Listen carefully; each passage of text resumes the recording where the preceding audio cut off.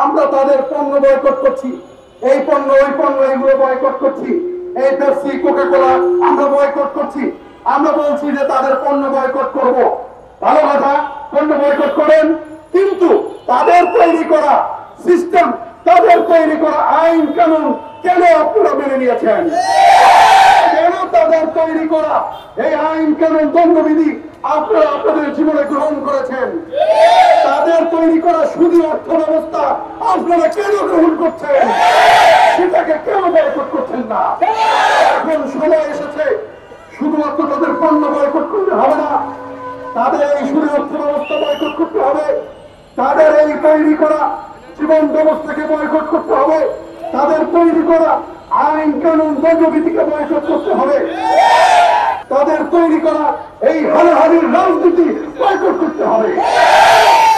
তারা 200 বছর আমাদেরকে শাসন করে শোষণ করে তাদের তৈরি করা সেই হানাহানির রাজনীতি আমাদের উপরে চাপিয়ে দিয়ে গিয়েছে। আমরা সেই রাজনীতিকে মেনে নিয়ে আমাদের জীবনকে পরিচালিত করছি। তাদের তৈরি করা গণতন্ত্র, তাদের তৈরি করা সমাজতন্ত্রকে আমাদের জীবনে আলিঙ্গন করে নিয়েছি। অথচ আমাদের কাছে আল্লাহর তৌহিদের ভিত্তি করে একটা ইসলামী জীবন ব্যবস্থা রয়েছে। আল্লাহর তৌহিদের উপরে ভিত্তি করে আল্লাহর দেওয়া জীবন ব্যবস্থা আমরা বাদ দিয়ে দিয়েছি। বেশ কয়েকদিন যাবত ফিলিস্তিনিতে অবর্ণনীয় হামলা হচ্ছে, বোমা হামলায় ছোট ছোট মাসুম বাচ্চাদেরকে পর্যন্ত হত্যা করা হচ্ছে। সেই হত্যার প্রতিবাদে সারা পৃথিবীতে আজকে বিক্ষোভ হচ্ছে, আজকে প্রতিবাদ হচ্ছে, আজকে বিভিন্ন ধরনের সমাবেশ হচ্ছে, বিভিন্ন ধরনের বয়কট হচ্ছে। গত 70 বছর যাবত এই তাণ্ডব, এই ইসরায়েলের অবর্ণনীয় হত্যাযজ্ঞ, এই হত্যাযজ্ঞের বিরুদ্ধে এই প্রতিবাদ সমাবেশ, বহু ধরনের সমাবেশ হচ্ছে।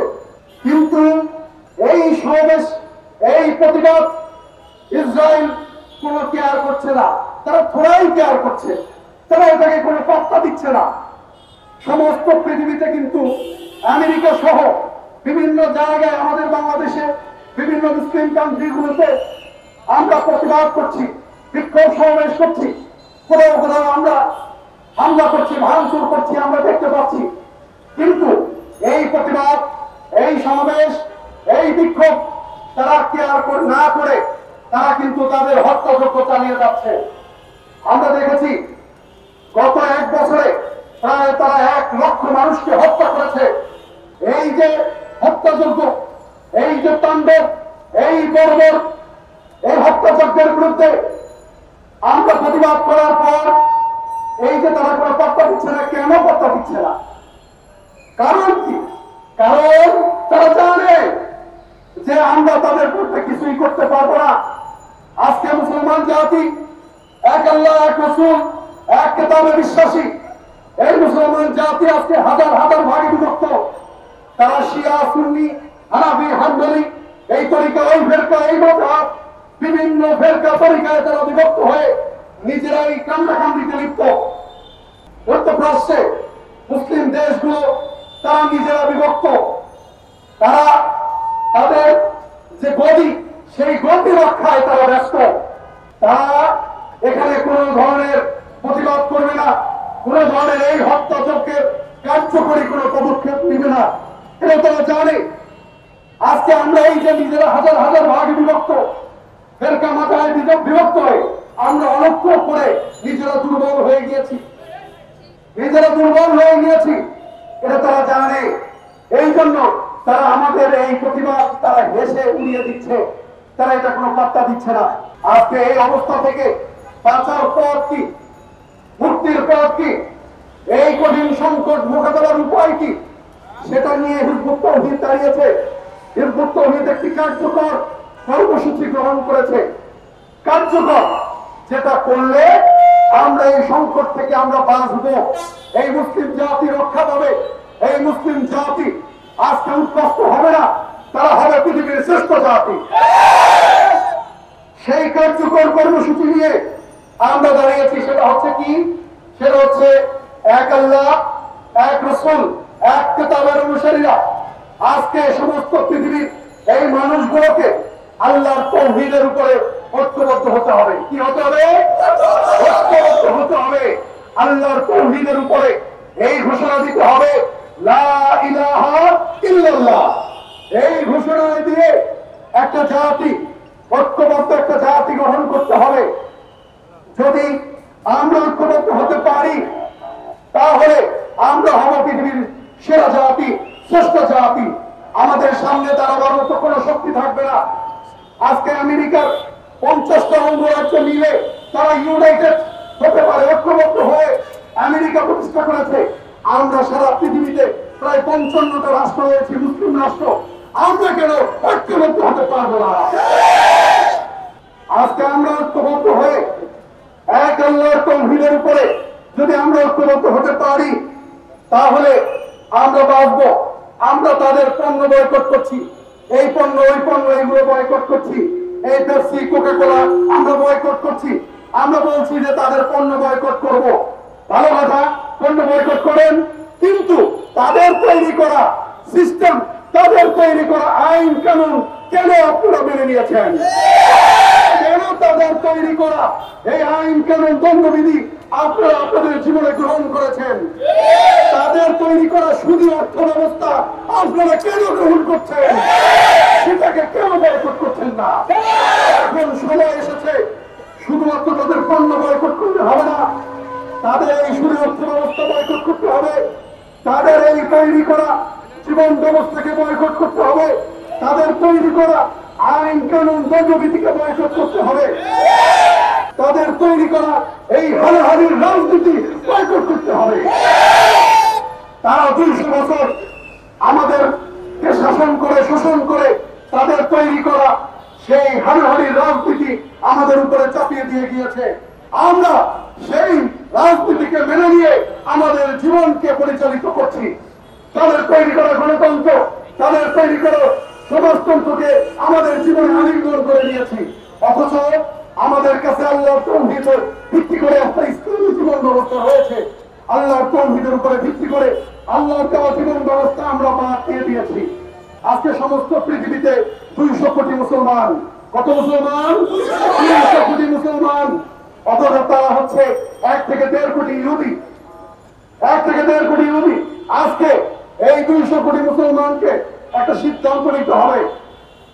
সেই সিদ্ধান্ত হচ্ছে এক আল্লাহ, এক রাসূলের অনুসারী, এক নবীর উম্মত। এদের সবাইকে এখন ঐক্যবদ্ধ হতে হবে। একজন নেতার অধীনে ঐক্যবদ্ধ হয়ে একজন নেতার অধীনে আমরা পৃথিবীর পরাশক্তিতে পরিণত হতে হবে। আমাদের তখন একজন নেতার নেতৃত্বে পুরো জাতিকে পরিচালিত করতে হবে।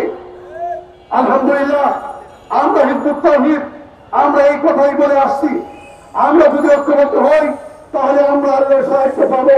আল্লাহ কোরআনে ওয়াদা করেছেন, ওয়া কানা হাক্কান আলাইনা নাসরুল মুমিনিন, মুমিনের সাহায্য করা আল্লাহর হক, আল্লাহর দায়িত্ব। আজকে আমরা পৃথিবীভর কোন সাহায্য দেখছি?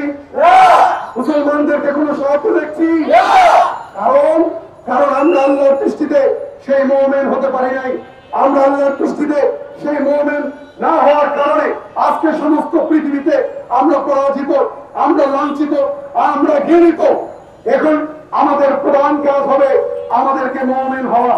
এক তাওহীদের উপরে ভিত্তি করে, এক আল্লাহ, এক রাসূলের উপরে ভিত্তি করে, এক তাওহীদের উপরে ভিত্তি করে আমরা হব এক জাতি, আমরা হব মুমিন জাতি। যদি আমরা মুমিন হতে পারি তাহলে আমরা বাঁচবো। আমরা দেখেছি আল্লাহ রাসূল এবং তার সাহাবীরা তারা আল্লাহর সাহায্য পেয়েছেন না? পেয়েছেন। আল্লাহ রাসূলের সাহাবীরা অর্ধ পৃথিবীতে আল্লাহর তাওহীদ প্রতিষ্ঠা করেছেন। আমরা দেখেছি তারা তখন সংখ্যায় কোটি কোটি ছিল না, এখন আমরা কোটি কোটি। তারা কিন্তু কোটি কোটি ছিল না, মাত্র কয়েক লক্ষ ছিল। সেই মাত্র কয়েক লক্ষের কাছে তখনকার পরাশক্তি রোমান এবং পারস্য তুলার মতো হয়ে গিয়েছে। অর্ধ পৃথিবীতে এই মুসলমানরা জ্ঞান বিজ্ঞান প্রযুক্তি টেকনোলজিতে তারা শিক্ষকের আসনে আসীন হয়েছে। কিন্তু এখন আমরা কোনো সাহায্য পাচ্ছি না। মাত্র কয়েক লক্ষের সেই জাতি আল্লাহ সাহায্য পেয়েছে, কিন্তু আমরা আজকে সাহায্য পাচ্ছি না। আমরা পৃথিবীতে আজকে পরাজিত, লাঞ্ছিত, অন্যান্য জাতির গোলামে পরিণত হয়েছি। এর মেইন কারণ আমরা আল্লাহর দৃষ্টিতে যে মুমিন হতে হবে সেই মুমিন হতে পারি নাই। আলহামদুলিল্লাহ হিজবুত তাওহীদ আল্লাহর মনোনীত হিজবুত তাওহীদ আল্লাহর সাহায্য পেয়ে আসছে। এখন পর্যন্ত হিজবুত তাওহীদকে আল্লাহ পরিচালনা করছেন। হিজবুত তাওহীদ প্রতিটা পদে পদে হিজবুত তাওহীদ আল্লাহর সাহায্য পেয়ে আসছে। হিজবুত তাওহীদের নেতা ইমাম আল্লাহ মনোনীত। আলহামদুলিল্লাহ আমরা একটা ঐক্যবদ্ধ জাতি গঠন করার চেষ্টা করছি। ইনশাআল্লাহ আমরা যদি এই ঐক্যবদ্ধ জাতি হতে পারি তাহলে আমরা আল্লাহ রাসূলের সাহাবীদের মতো আমরা আল্লাহর সাহায্য পাবো ইনশাআল্লাহ। আমরা পৃথিবীতে শ্রেষ্ঠ জাতির আসনে আসীন হতে পারবো ইনশাআল্লাহ। আমরা যদি এই আল্লাহ দ্বীনকে মেনে নিতে পারি, আমরা যদি এক জাতি হতে পারি তাহলে আমরা পৃথিবীর কর্তৃত্ব করতে পারবো, পৃথিবীর নেতৃত্ব দিতে পারবো, আমরা পৃথিবীর শ্রেষ্ঠ জাতিতে পরিণত হবো ইনশাআল্লাহ। এই যে ফিলিস্তিনিতে হামলা, এই হামলা নতুন নয়। আমরা দেখতে পাচ্ছি সিরিয়া, ইরাক, কোন দেশে হামলা হয়েছে, সেখানে আমরা আল্লাহর সাহায্য পাই নাই। আমরা মস্কোতে আল্লাহর সাহায্য পাই নাই। আমরা ফিলিস্তিনিতে আমরা আল্লাহর সাহায্য পাচ্ছি না। সিরিয়া আল্লাহর সাহায্য পাই নাই, কোথাও আল্লাহর সাহায্য পাই নাই। এই জন্য আমরা বলছি এখন আমাদেরকে আল্লাহর সাহায্য পেতে হলে আমাদেরকে হতে হবে মুমিন। যে মুমিনকে আল্লাহ সাহায্য করার অঙ্গীকার করেছেন, যে মুমিনকে আল্লাহ ওয়াদা করেছেন পৃথিবীর কর্তৃত্ব দেওয়ার, যে মুমিনদেরকে আল্লাহ ওয়াদা করেছেন পৃথিবীর নেতৃত্ব দেওয়ার। আজকে প্রত্যেককে আমরা এটা বলতে চাই, পৃথিবীতে প্রত্যেক ইহুদি সন্তানের যেমন বসবাস করার অধিকার রয়েছে, মুসলিম সন্তানের অধিকার বসবাস করার অধিকার রয়েছে। তাই বলে মুসলিম সন্তানদের উপরে আপনারা চুরি করে ইহুদিদের সন্তানরা বসবাস করবেন, এটা হতে পারে না, এটা হতে পারে না। আমরা হিজবুত তাওহীদ আমরা প্রত্যেকটা মানুষের অধিকার ফিরিয়ে দিতে চাই। প্রত্যেকটা মানুষ তার নিজ অধিকার নিয়ে পৃথিবীতে বসবাস করবে। আজকে নদী প্রবাহিত হচ্ছে, সেই নদীর পানি দিয়ে সবাই উপকৃত হচ্ছে।